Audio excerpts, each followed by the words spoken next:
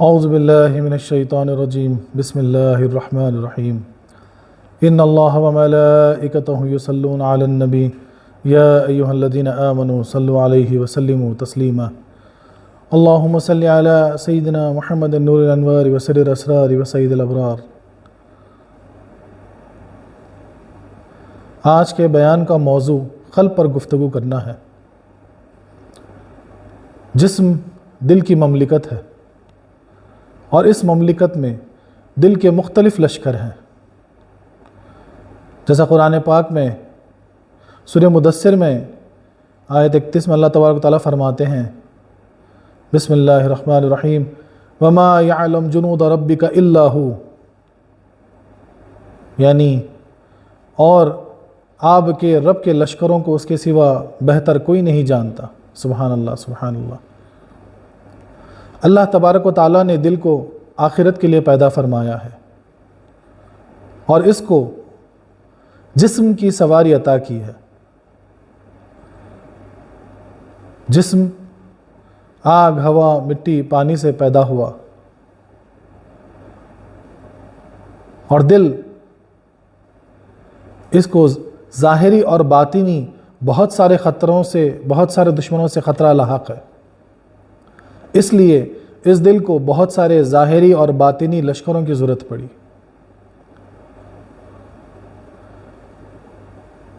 بن چکھے غذا کھانا یا بن دیکھے دشمن ہانکنا ممکن نہ تھا۔ اس لیے اللہ تبارک و تعالیٰ نے اسے مختلف لشکروں کو عطا کیا۔ ظاہری میں ہوا سے خمسہ سے وہ سنتا ہے، سونگھتا ہے، دیکھتا ہے، چکھتا ہے، محسوس کرتا ہے، اور باطن میں فکر، خیال، تفکر، حفظ جیسے لشکر اس کو عطا کیے گئے۔ سبحان اللہ۔ اب دل کے لشکروں کی تفصیل بڑی لمبی ہے، میں آپ کو ایک چھوٹی سی مثال سے سمجھانا چاہتا ہوں کہ مان لیجئے کہ جسم ایک سلطنت ہے، اس سلطنت میں دل اس کا بادشاہ ہوا، ہاتھ، پیر اور دیگر اعضاء اس میں کام کرنے والے ہوئے، عقل اس میں وزیر ہے، غصہ اس کا کوتوال ہے،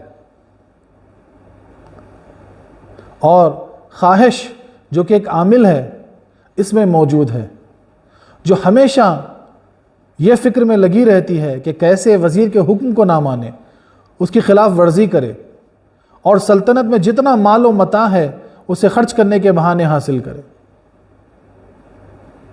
اور غصہ جو کوتوال ہے اس کی فطرت یہ ہوتی ہے کہ بھڑ جانا، لڑائی پیدا کرنا۔ تو اس سلطنت میں اگر دل ہمیشہ اپنی عقلی وزیر کے مشورے پر چلے، عقل کے مشورے پر چلتے ہوئے عامل خواہش کو دبائے رکھے، اس کی نہ سنے، اور غصے کے کوتوال کو ادب میں رکھے، تو پھر یہ سلطنت خیر کی طرف آگے بڑھے گی اور فلاح پائے گی۔ بجائے اس کے اگر ایک ایسی مثال ہم دیکھیں کہ ایسی سلطنت، ایسا جسم جس میں دل جس کا بادشاہ ہو لیکن عقل وزیر کے مشورے کو نہ مانتے ہوئے خواہش عامل کے ساتھ ہو جائے اور غصے کے کوتوال کو چھوڑ دے، چھوٹ دے دے، تو پھر ایسی سلطنت میں شر ہی شر پیدا ہوگا، فتنہ فساد برپا ہوگا، خون ریزی ہوگی، اور ایسی سلطنت کبھی بقا نہیں پا سکتی۔ اللہ تبارک و تعالیٰ نے دل میں ایک اپنی لو رکھی ہے، اور یہ دل جو جسم کا بادشاہ ہے اگر عقل کی وزیر کے مشورے سے چلتے ہوئے اس لو کو روشن کر دیتا ہے تو پھر اس دل میں ایسی شمع روشن ہوتی ہے جسے بارگاہ الہی کے نظارے نظر آتے ہیں۔ حقیقت میں دید ہی دل کی بہشت ہے، دیدار الہی ہی اس کی جنت ہے۔ سبحان اللہ۔ جیسا کہ اللہ تبارک و تعالیٰ قرآن پاک میں ارشاد فرماتے ہیں، وَمَا خَلَقْتُ الْجِنَّ وَالْإِنسَ إِلَّا لِيَعْبُدُونَ، اور میں نے جنوں کو اور انسانوں کو اس لیے پیدا کیا کہ وہ میری بندگی کریں. سبحان اللہ. تو اس نعمت کو سمجھتے ہوئے اگر دل ایک بادشاہ کی طرح عشق کے محبت کے مسند پہ بیٹھ کر بارگاہ الہی کو اپنا قبلہ بنا کر اس سلطنت کو بقا کے ساتھ، خیر کے ساتھ، عقل اور ہاتھ پاؤں دیگر اعضاء سب کو اپنا اپنا کام پہ لگا کر عامل خواہش جو ہے اس کو مال و متاع کی ذمہ داری دے کر، غصے کے کوتوال کو ادب میں رکھ کر، اور حواس خمسہ جو ہم کو عطا کیے گئے ان کو جاسوس بنا کر اس سلطنت کا نظام چلاتا رہے تو پھر یہ سلطنت بقا پائے گی، فلاح پائے گی. اور یہ جاسوس جو کچھ بھی معلومات لے کر آتے ہیں اس کو دماغ کے ایک حصے میں جو کہ خیال ہے، جو ایک اخبار کا دفتر ہے جو یہ معلومات کو لے کر چھاپ دے گا، اس کو لا کر دے، اور یہ جو معلومات دماغ کے دوسرے حصے میں جو کہ حفظ ہے اس میں محفوظ کر دے، تاکہ وقتاً فوقتاً جب بھی وزیر کو یا بادشاہ کو ان معلومات کی ضرورت پڑے تو انہیں ملتی رہے اور یہ اس سلطنت کا نظام چلاتے رہیں. سبحان اللہ. تو یہ بات سمجھ میں آ گئی کہ یہ ظاہری لشکروں سے اور یہ باطنی لشکروں جو ہم کو عطا ہوئی، ان سے ہمارے اندر کچھ کردار، کچھ صفتیں، کچھ اخلاق پیدا ہوتے ہیں. یہ اخلاق بہت ساری ہیں، لیکن کچھ اخلاق کا تذکرہ میں کرنا چاہوں گا کہ اگر یہ اخلاق، اچھے اخلاق آدمی کے اندر اور اچھی صفتیں پیدا ہوتی ہیں تو آدمی کو کامیابی اور کامرانی کی طرف بڑھا دیتی ہیں. اور اگر ان صفتوں اور اخلاق میں جو بد اخلاق ہیں، جو بد صفتیں ہیں، ان کو اگر انسان اپنا لیتا ہے تو پھر وہ بربادی کی طرف بڑھ جاتا ہے، وہ شرانگیزی کی طرف بڑھ جاتا ہے. ان اخلاق میں چار پایوں والے اخلاق پائے جاتے ہیں، درندوں والے اخلاق پائے جاتے ہیں، شیطانوں والے اخلاق پائے جاتے ہیں، اور فرشتوں والے اخلاق پائے جاتے ہیں. کیونکہ آدمی کے اندر خواہش اور طمع ہے، اس لیے وہ چار پایوں جیسی صفتیں بھی ظاہر کرتا ہے. خو ریزی کرنا، بھیڑ جانا، کسی سے لڑائی کرنا، ایسی صفتیں بھی درندوں جیسی انسان ظاہر کرتا ہے. لوگوں میں پھوٹ ڈالنا، حسد کا بیج بونا، جھوٹ بولنا، دھوکہ دھڑی کرنا، ایسے شیطانی صفات بھی انسان ظاہر کرتا ہے. اور عقل کے لشکروں کا اگر ساتھ لے لے تو اس انسان سے پاک دامنی، نیکی، خیر خواہی جیسے صفات بھی ظاہر ہوتے ہیں. ایک چھوٹی سی مثال میں آپ کو پیش کرنا چاہوں گا کہ ایک جانور ہے جو کتا ہے. کتا اپنی شکل سے یا اپنی چمڑی سے جو ہے نا بدنام نہیں ہے، برا نہیں ہے، ہاں لیکن بے وجہ وہ انسان سے بھڑ جاتا ہے، اس لیے وہ برا ہے. اسی طرح بد جانور بھی اپنی شکل کے لیے برا نہیں ہے، لیکن ہمہ وقت گندگی اور بدکاری کی خواہش مند ہوتا ہے، اس لیے برا ہے.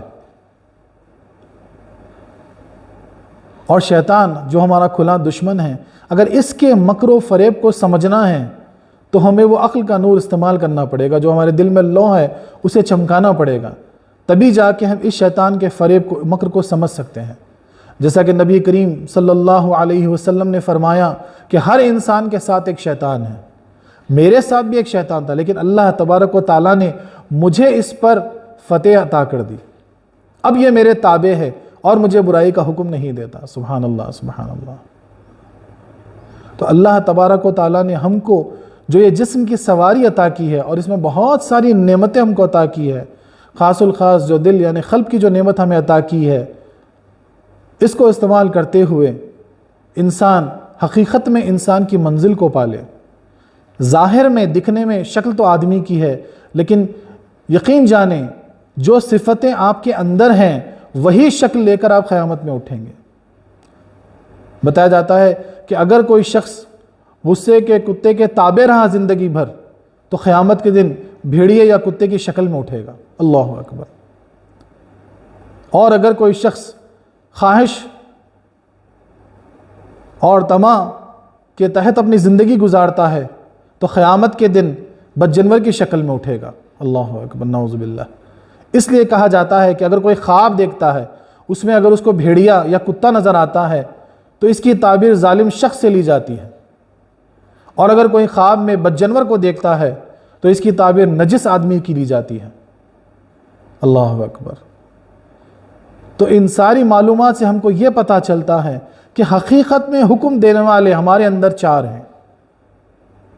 اگر طمع و خواہش کا حکم ہم مانیں، اس کے تابع ہو جائیں، تو ہمارے اندر بدکاری، گناہوں پر خوش ہونا، بدی پر خوش ہونا، فحش کلامی کرنا، ہمیشہ خواہشات پر مر جانا جیسی صفتیں ہم میں پیدا ہوں گی۔ اور اگر ہم ہماری خواہش کو دبائے رکھیں، اس کا تزکیہ کریں، تو ہمارے اندر پاک دامنی، پارسائی، نیکی پر خوش ہونا جیسی صفتیں پیدا ہوں گی۔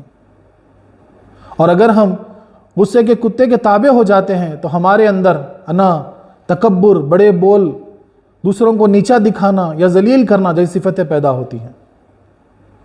اور اگر اس غصے کے کتے کو ہم ادب میں رکھیں تو ہمارے اندر انکساری، خاکساری، حکمت جیسی صفتیں پیدا ہوں گی۔ اور اگر ہم شیطان کے فریب میں آ گئے تو ہمارے اندر ایسی صفتیں پیدا ہوگی کہ ہم جھوٹ بولنا، فساد برپا کرنا، حسد کا بیج بونا، خیانت کرنا، یہ ساری صفتیں پیدا ہوگی۔ اس کے برعکس اگر ہم عقل کے لشکروں سے مدد لے کر اپنے دل میں جو لو ہے اسے روشن کر دیتے ہیں تو ہمارے اندر علم و حکمت جیسے صفت پائی جائے گی، اللہ کی معرفت کی چاہ جیسی صفت پائی جائے گی، عاشق جیسی صفت پائی جائے گی۔ سبحان اللہ، سبحان اللہ۔ یہ جان لیجئے کہ اللہ تبارک و تعالیٰ تک پہنچنے کا راستہ نہ تو مغرب میں ہے، نہ مشرق میں ہے، نہ جنوب میں ہے، نہ شمال میں ہے، نہ زمین میں ہے، نہ آسمان میں ہے۔ اگر یہ راستہ کہیں سے ہے تو وہ اپنے قلب سے ہے۔ سبحان اللہ۔ قلب ہی وہ جگہ ہے جہاں سے اللہ تک پہنچنے کا راستہ کھلتا ہے۔ جیسے کہ قرآن پاک میں اللہ تبارک و تعالیٰ فرماتے ہیں سورہ ذاریات میں، وَفِي أَنفُسِكُمْ أَفْلَا تُبْصِرُونَ۔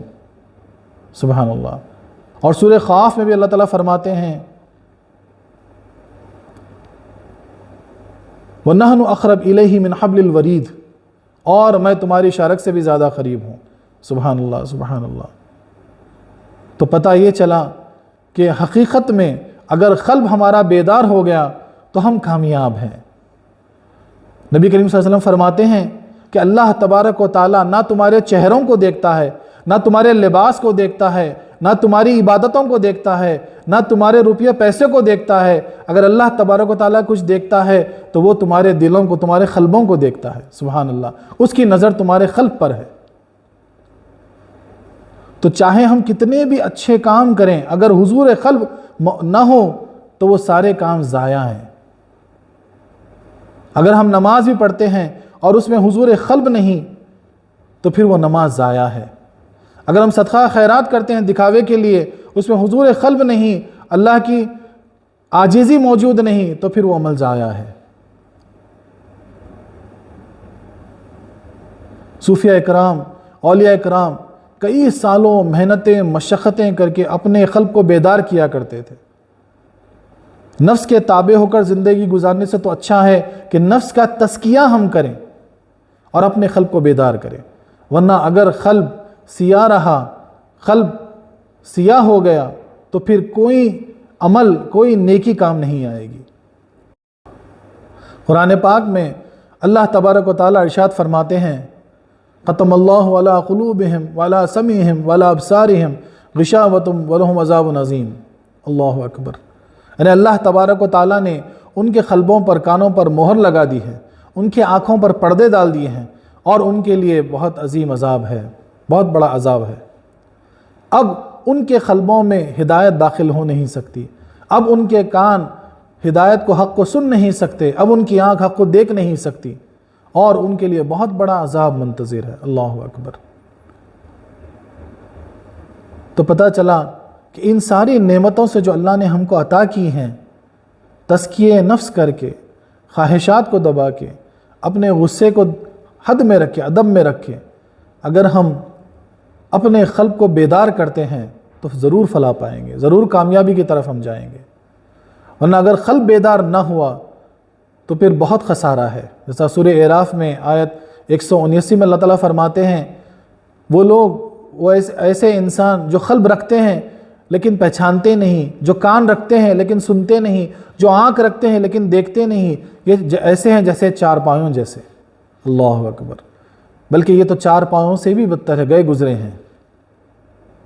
اس لیے صوفیہ اکرام اور راہ تصوف میں قلب کا بیدار ہونا یہ ایک بہت اہم مرحلہ ہے، اور اس کی تعلیم پیر کامل بڑی تفصیل سے دیتے ہیں کہ کیسے اپنے قلب کو بیدار کریں، کیسے تزکیہ نفس کریں، کیسے اپنی خواہش کو دبائے رکھیں، کیسے اپنے غصے کو ادب میں رکھیں، تاکہ اپنے اندر کے اخلاق اور کردار وہ اچھے ہو جائیں اور ہم فلاح کی طرف پہنچیں اور ہمارا قلب بیدار ہو جائے، پھر انوار الہی کے نظارے ہمارے قلب میں نظر آئیں۔